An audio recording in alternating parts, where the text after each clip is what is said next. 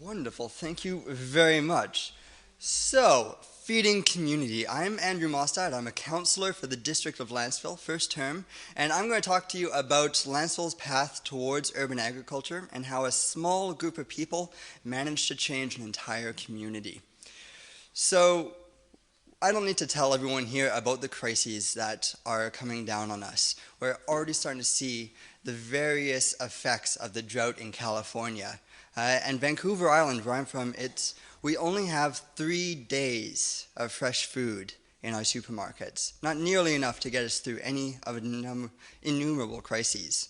So we need to start rethinking our relationship to the land, drawing down some powers to those aspects and those governments that make sense, usually the municipal level, and really start thinking about what can we do to this land and how can we affect this land in a positive manner.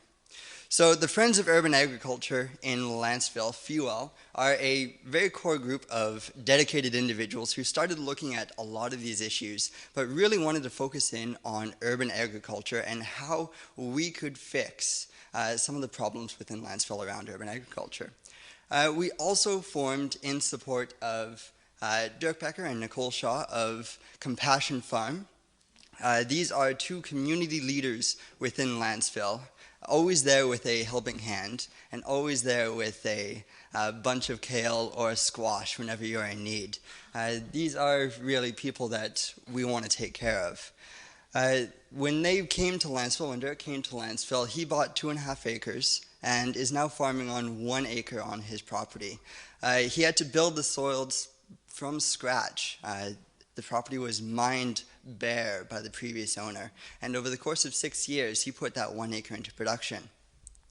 And right now, it is so productive that from that 1 acre, he gets over 6,000 heads of garlic, several thousand pounds of squash and potatoes every year, as well as greens, kale, chickens, and the list goes on and on and on and on and on.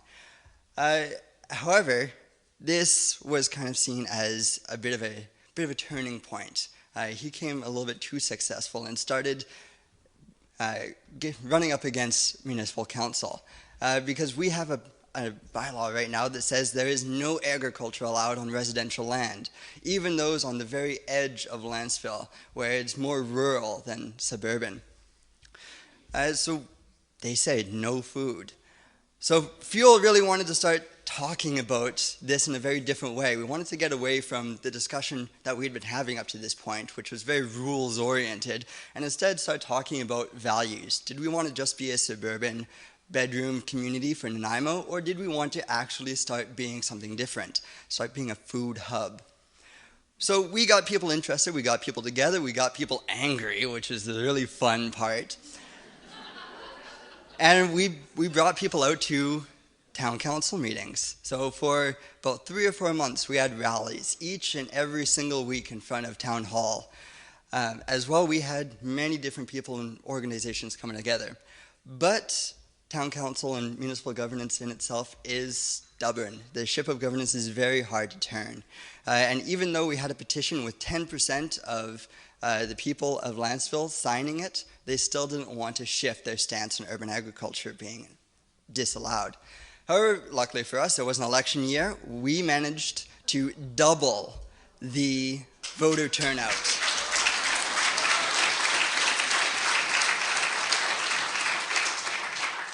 Because of this issue, changing not only for councillors, but also the mayor. So it was a huge opportunity for change. And since then, council has really been working towards trying to find new processes so that we can start healing the community and bringing people together and start healing a lot of the rifts that we have been having over the last 3 years. Now, FUEL has also been working in the background, has also been working towards urban agriculture from different avenues. They started a farmers market, which is now the hub of Lantzville. Every Sunday, it is kind of where everyone goes to see people, to meet, to greet, and to really be seen. As well, it's also an opportunity to sell your excess food that you may grow on your property.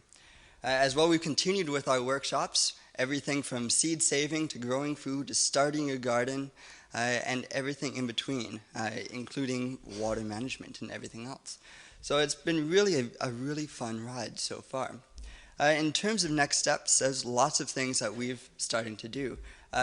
These are just two of the people that have gotten on board since the start of this, putting in gardens or changing out their ornamental gardens and putting in food gardens so that we can build in some resiliency to our community. Now the next steps, Lantzville FUL, Friends of Urban Agriculture, are kind of looking at what can we do next? What other avenues can we tackle? And one of the easiest ways to do this, or one of the best ways to do this, is through the transition movement, looking at a whole range of different things, mostly focused around peak oil and other crises. Also, for me personally, now that I'm on council, I get to work on different avenues of this as well. And the two that I've picked, besides urban agriculture, is I really want to try and figure out different ways of making our community safer. One of them is through a pesticide-free zone.